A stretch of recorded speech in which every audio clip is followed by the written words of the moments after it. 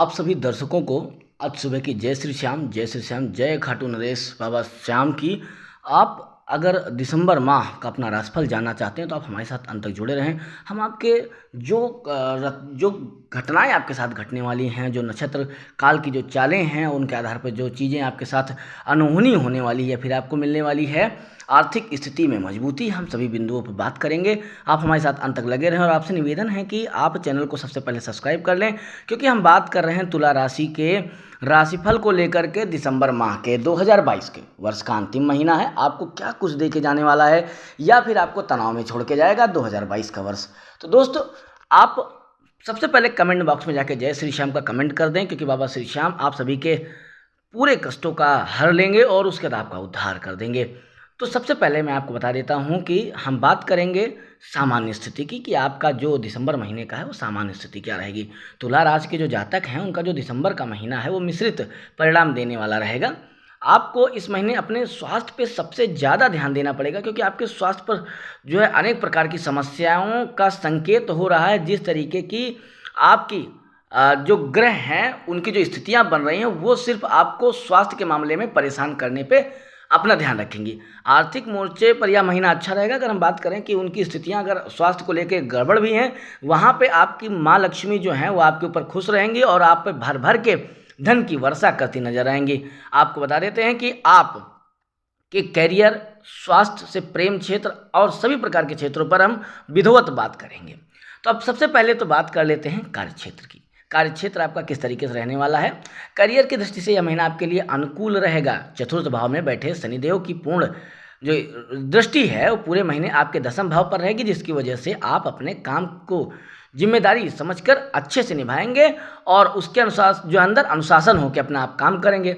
आप समय के पाबंद रहेंगे तथा आपको जो जिम्मेदारी सौंपी जाएगी उसे पूरी ईमानदारी के साथ निभाएंगे और खूब मेहनत करेंगे। इसके परिणाम स्वरूप आपको कार्यक्षेत्र में अनुकूल परिणाम प्राप्त होंगे और आप मनपसंद काम प्राप्त करने में भी कामयाब हो सकते हैं।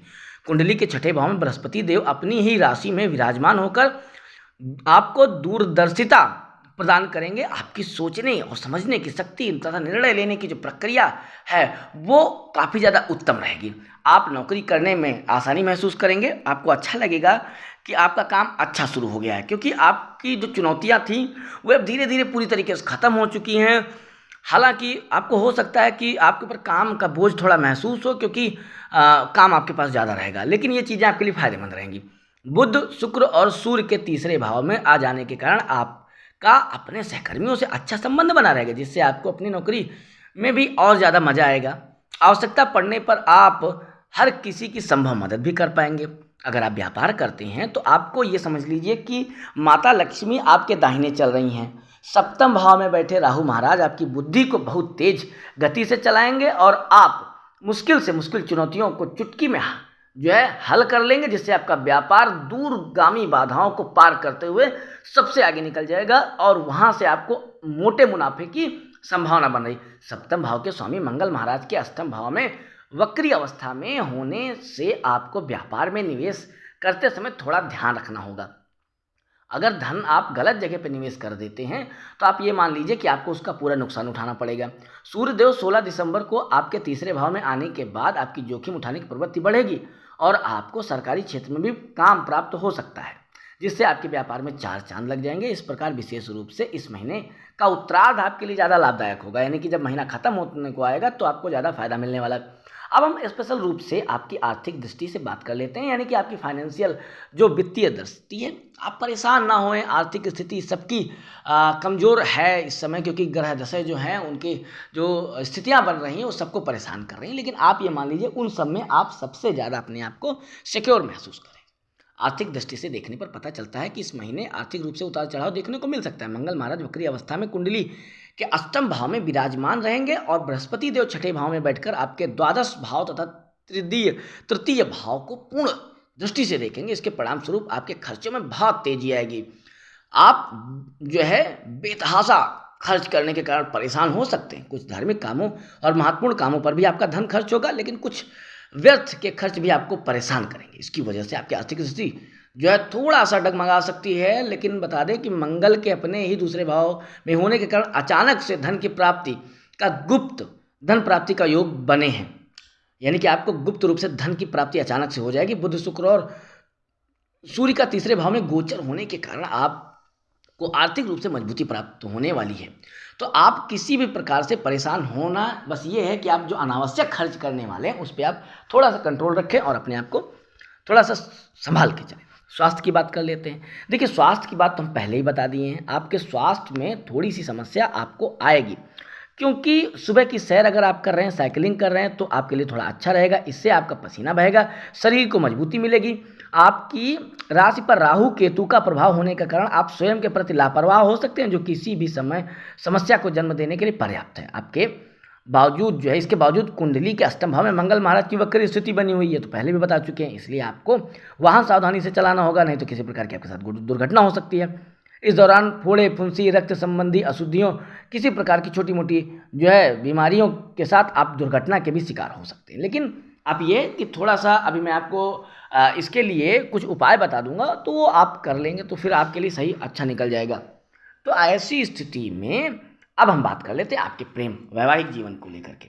अगर आप जो है प्रेम और वैवाहिक जीवन की बात करते हैं, तो इस मामले में यह महीना आपके लिए सामान्य रहने वाला। पंचम भाव के स्वामी शनि महाराज अपने से द्वादश भाव में अर्थात कुंडली के चतुर्थ भाव में विराजमान रहेंगे। इसकी वजह से आप अपने प्रियतम के बीच कुछ दूरी महसूस कर सकते हैं। यह अघोषित दूरी होनी, यानी कि आप दोनों चाहकर भी नहीं मिल सकते, बल्कि किसी ना किसी कारणवश आप एक दूसरे से दूर हो सकते हैं। अच्छी बात यह होगी कि आप अपने प्रेम के बारे में अपने कुछ विशेष परिजनों से चर्चा कर सकते हैं, जिससे आपको सफलता मिलेगी, अर्थात उनकी तरफ से आपके प्यार को सहमति मिल सकती है। 3 तारीख को बुध ग्रह तथा 5 तारीख को शुक्र ग्रह आपके जो है के तीसरे भाव में आकर 9 भाव को पूर्ण दृष्टि से देखने के कारण प्यार की राह में आ रही बाधाएं दूर होंगी। आप अपने प्रियतम के साथ कहीं घूमने फिरने जा सकते हैं। इससे आपके बीच के रिश्ते के जो प्रगाढ़ता है वो बढ़ जाएगी।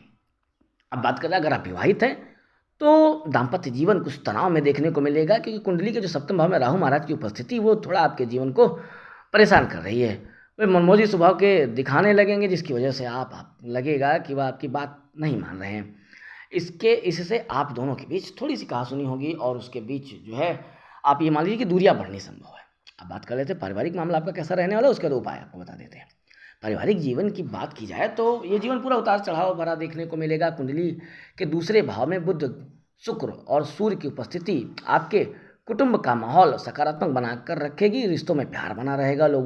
लोग एक दूसरे की भावनाओं को समझकर अच्छा व्यवहार करेंगे और घर में खुशी का माहौल बना रहेगा। कोई बड़ा फंक्शन भी हो सकता है, जिससे बहुत सारे मेहमान आपके घर में आएंगे और इसके साथ जो है लोगों में उत्साह और उल्लास की भावना देखने को मिलेगी। सभी मिलकर उस काम को पूरी सहयोगिता के साथ करेंगे।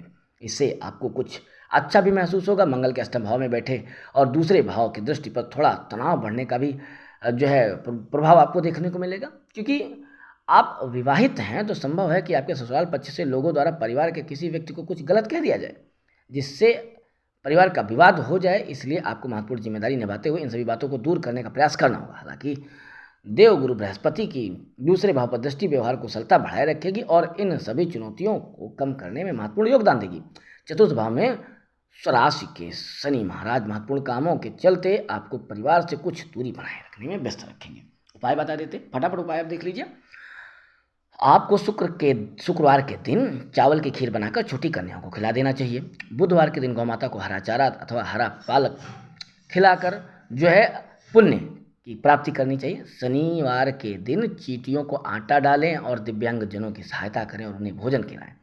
शुक्र देव के बीज मंत्र ओम द्राम द्रीम द्रौम सह शुक्राय नमः की जाप करें।